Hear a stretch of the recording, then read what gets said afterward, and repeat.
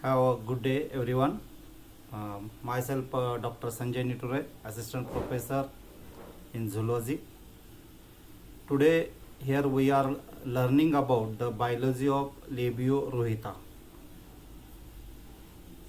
The biology of Labio rohita, this topic is very important for BSc, TY, pisciculture and aquaculture as an optional subject students, and two MSc zoology students whose optional is fishery science.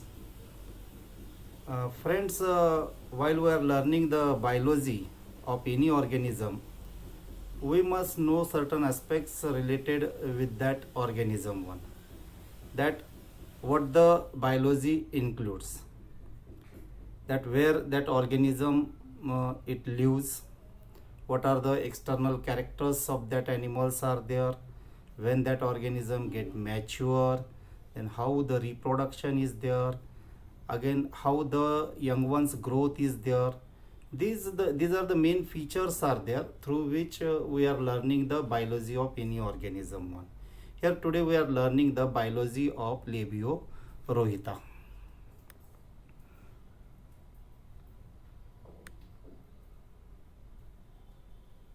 So, what's the importance of the Labio rohita is there? You see, in India, there are the three major carps are there. Carp means that the fin fishes which are used as a food on large scale. Generally, that we are calling as a carps one. So, the three major what we are calling as fishes which are found in India, in all parts of India and in all types of the water bodies, especially means in the freshwater bodies one.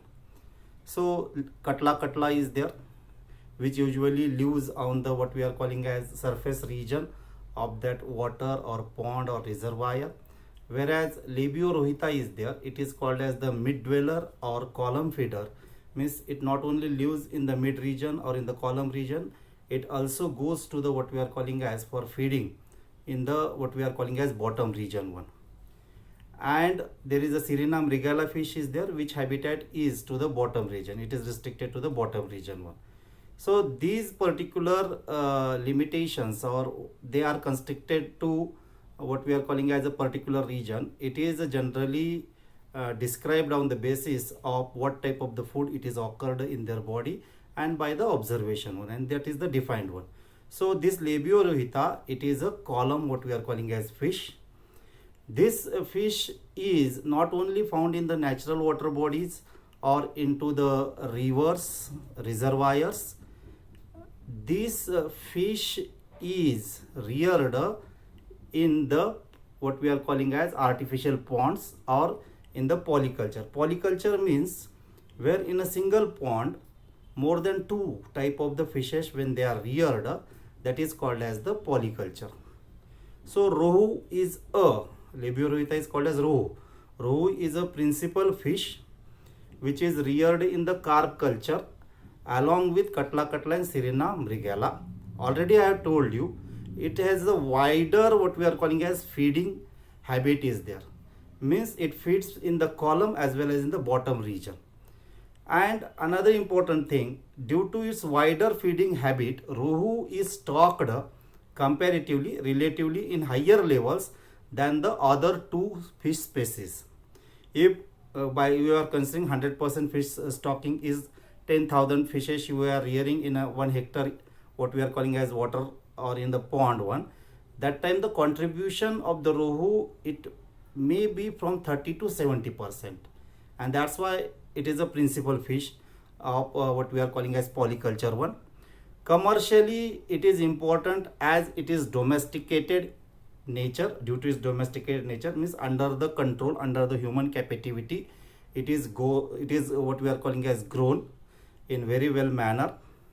It has fair growth. It is what we are calling as it is herbivorous in nature.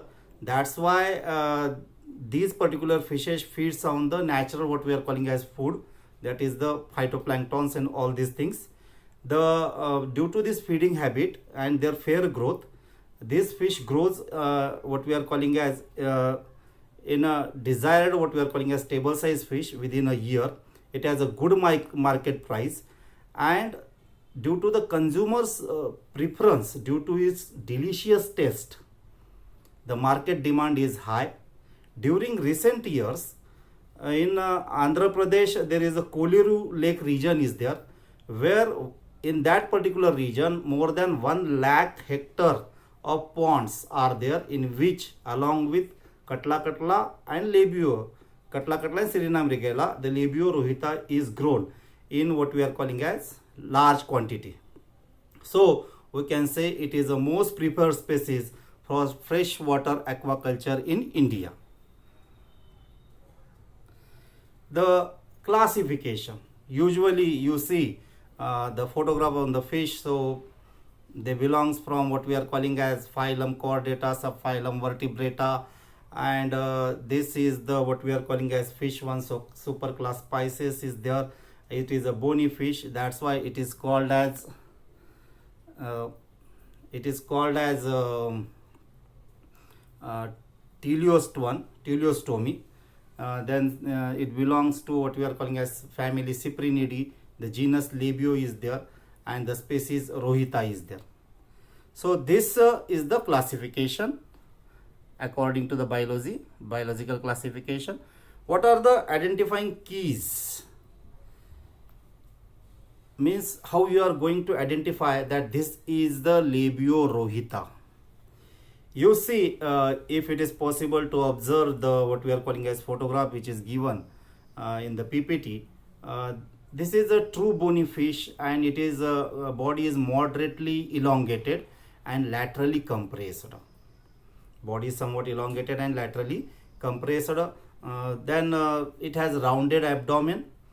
Similarly, lateral line is there up to the caudal peduncle. You cannot observe within the photograph, but if you see the photograph or the fish, actually that time you see there is on the lateral side, on both the side, there is a lateral line sense organ is there, and in that on lateral line, if you count the scales, the lateral line scales, they are 40 to 44. It is an important characteristic one. Then ventral profile,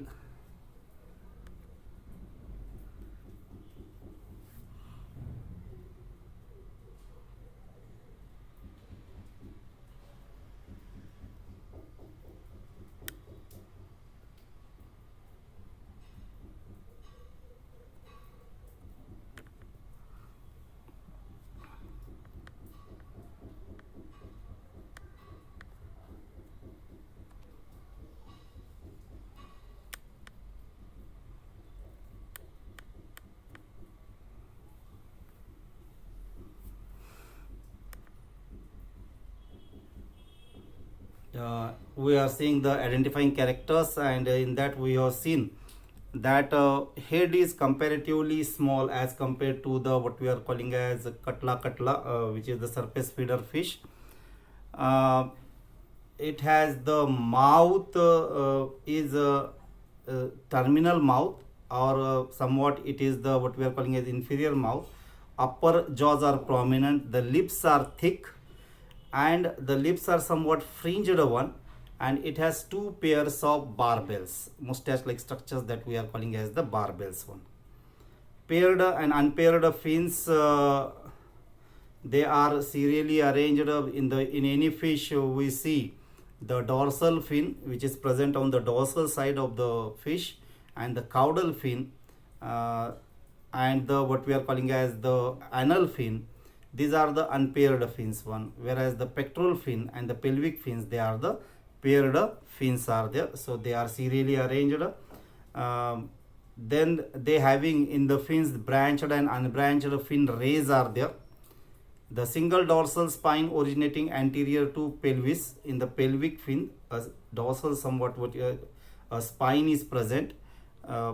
Then body is covered by cycloid type of the scales, and in the head region there are no scales, they are present one.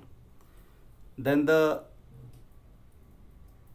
next what we are calling as the point distribution, that where this fish is found, how it is distributed throughout the India, throughout the worldwide.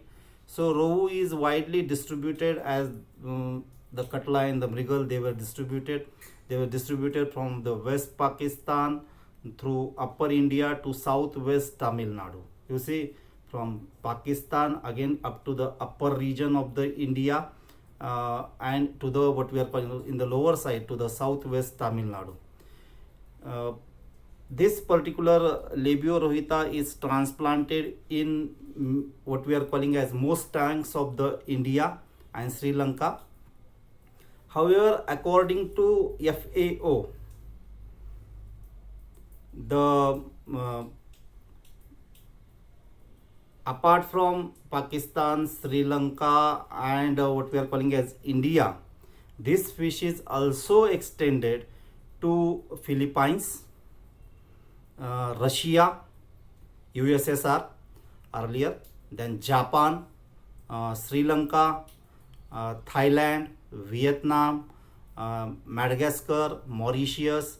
So there is a wide what we are calling as distribution of this fish is there. So this is an Asian fish. After distribution, we are going to talk about the habitat, that where this fish is found. The fish, I have already told you that the habitat of this fish is freshwater rivers. The fish, as they can live in freshwater rivers, they can live slightly brackish water also. They are also available in a confined water where the water is generally is what we are calling as stocked. So they are found in reservoirs, in ponds, where its cultivation is possible. And due to its the cultivation is possible. So after habitat, the feeding habit, that what this fish feeds or on what it feeds.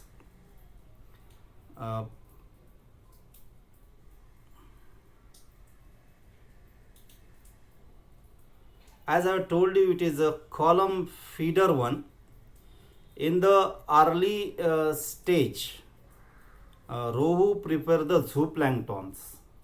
Means during the when the fish is in the semi-fingerling or in the fingerling stage, that time the labio rohita feeds on the zooplanktons, especially on the rotifers and cladocerans.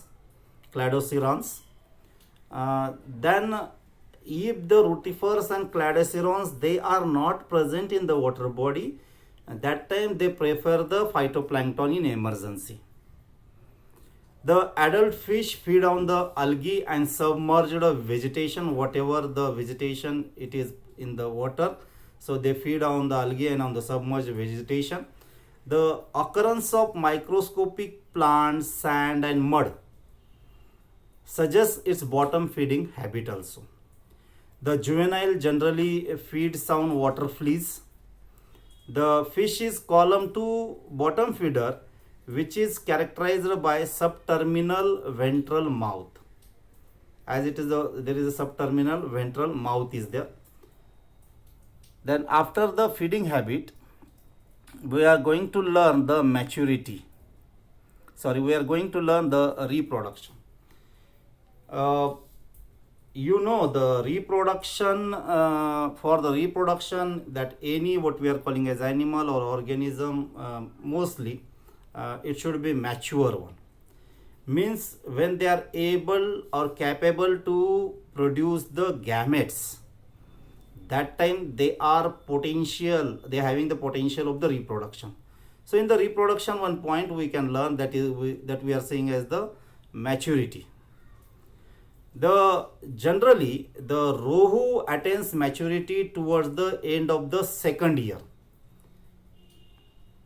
Earlier it was thought up to 1957, Ali Kuni, the scientist, he told that or he has observed that the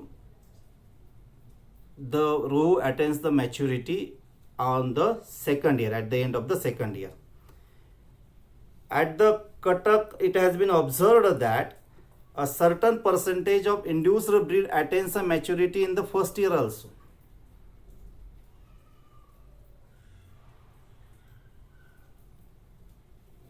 In Cuttack, there is a fishery research station is there, and in that fishery research station, if the fishes has been induced, means if artificial hormones they were given, that time it is found that they can attain the maturity even in the first year.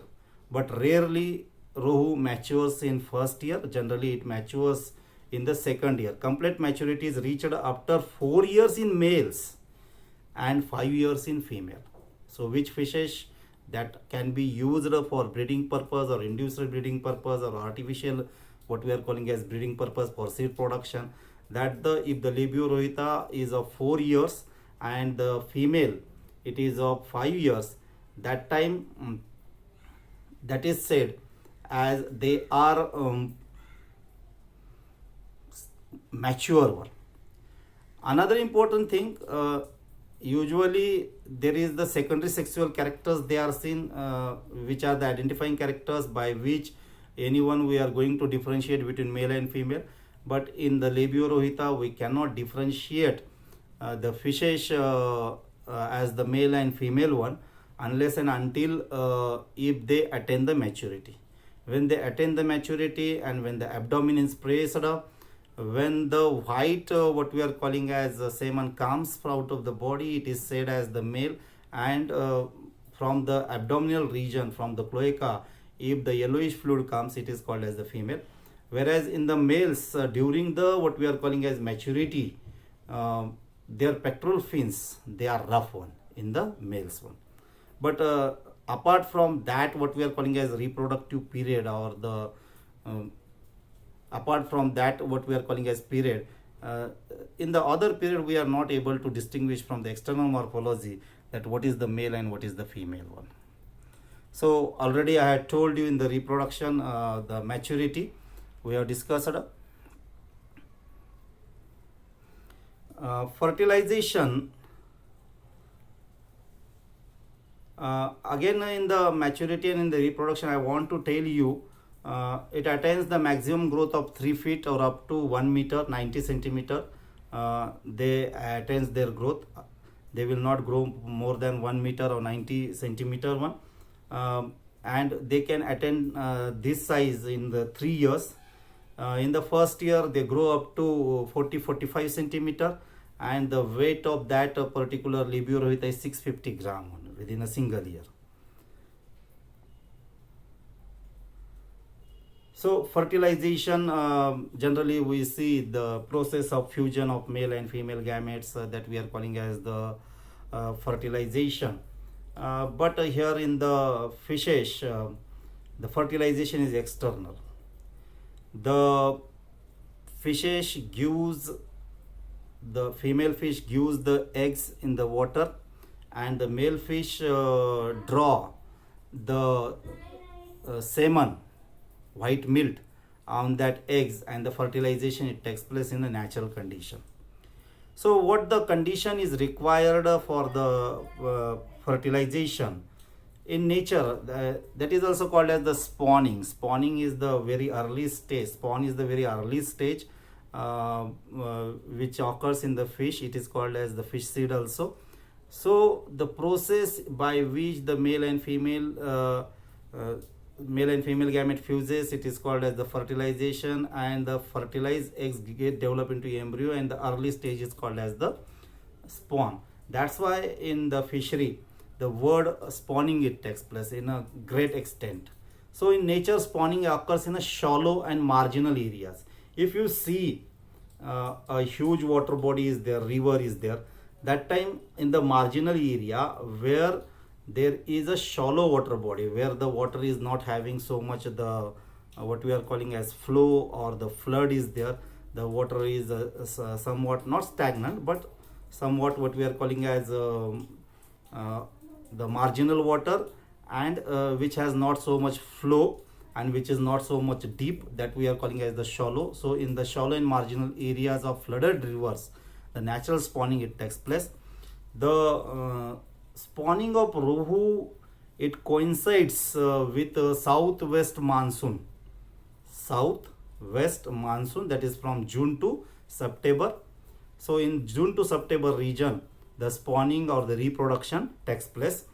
In control condition, when the rohu is feeded with what we are calling as proper food, can attain maturity at the end of the second year.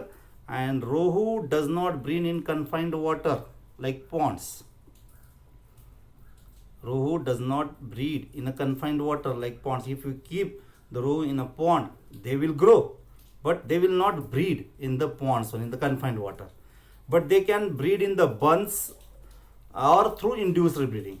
So if you want to breed them, we have to give the hormones one, especially gonadotropic hormones we have to inject, which are is present in the form of oxytocin, oheparin, ohatid, like the hormones are there. And by induced breeding or pituitary gland extract if is given, so induced breeding is possible.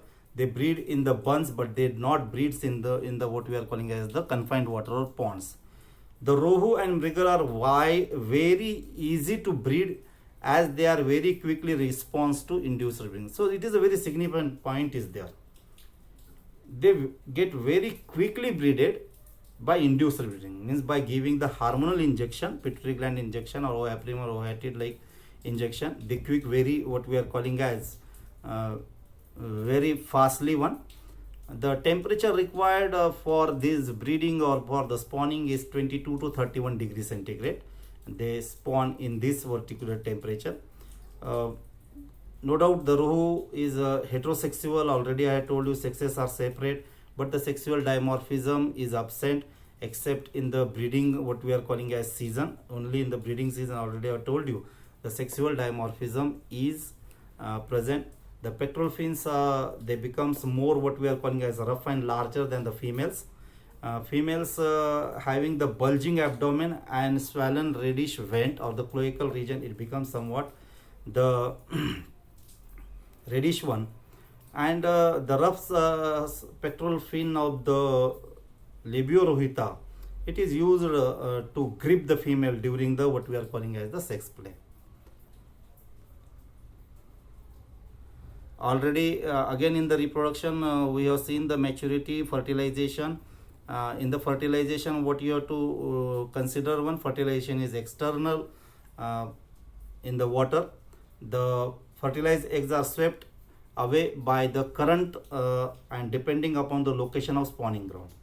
If fertilization takes place and the fertilized eggs, they move away by the current and the location of the spawning ground. If they are present in the water body and there is water current is there, they get swept or drifted, and generally they get drifted to the edge of the bund, means to the marginal region, and get washed down in the river. Either they drift towards the marginal region or they get washed down in the river. So in the bund breeding it is possible one. Then the next point which includes earlier one that we are calling as the fecundity. It is also the part related with the, it is a part of what we are calling as a reproduction. We can say that fecundity. What means the fecundity?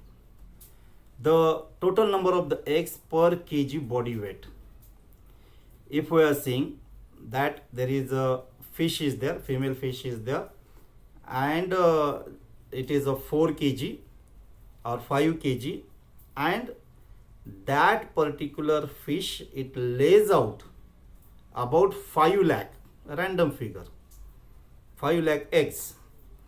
That time we can say that 5 lakhs eggs and body weight is what we are calling as 5 kg. So to the per kg, the number of eggs, it is 1 lakh. So that we are considering the fecundity. Fecundity means the number of eggs to per kg body weight, that we are calling as the fecundity. The fecundity varies.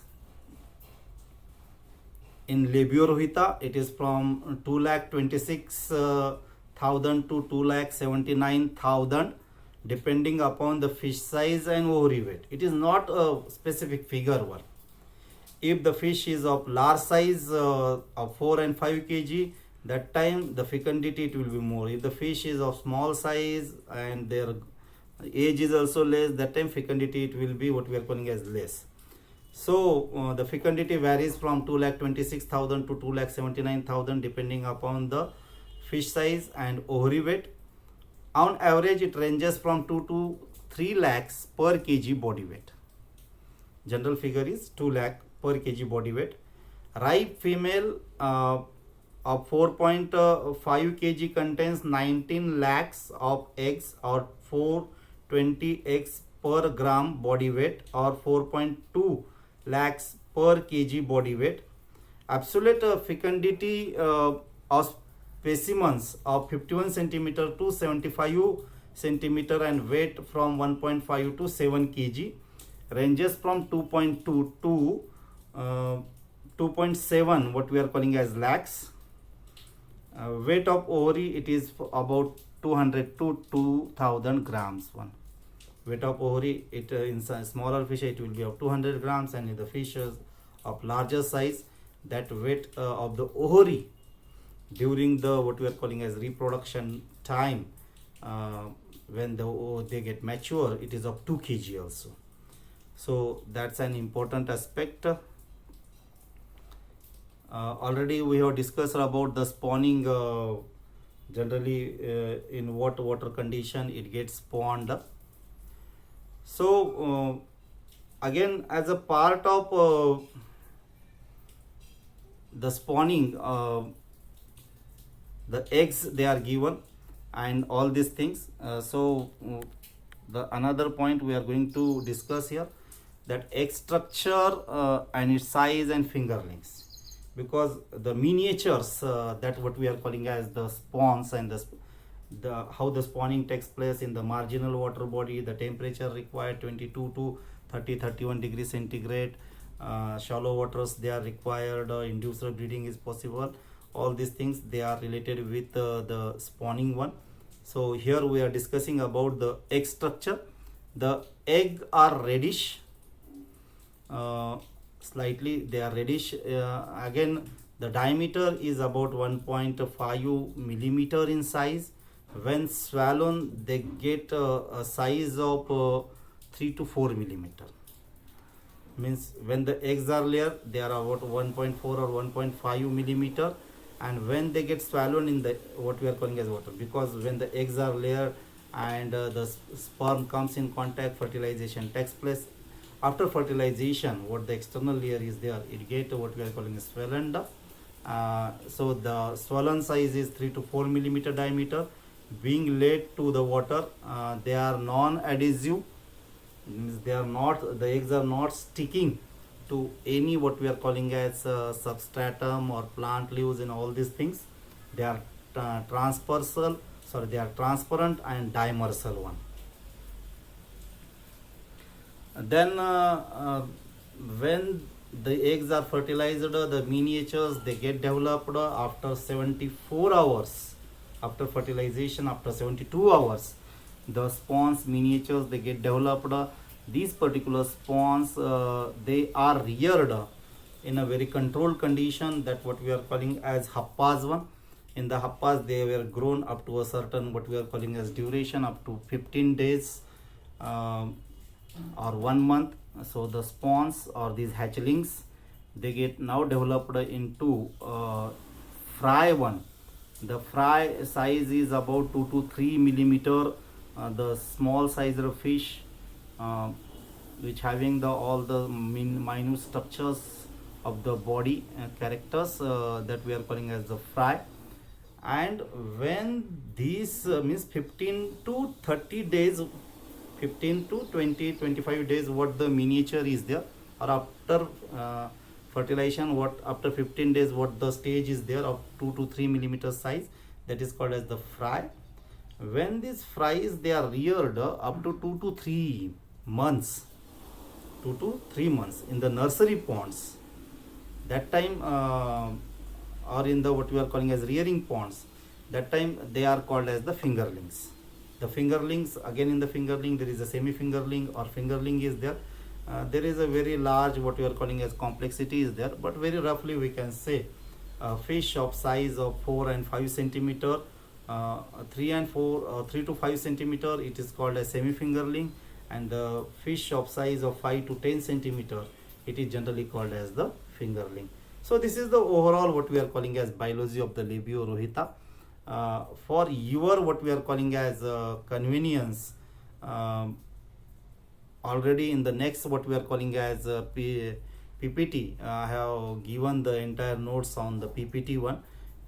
So you can by clicking the stop button you can note down if you want to note down that points. It is just for what we are calling as your knowledge, or to get the notes on the highlights. So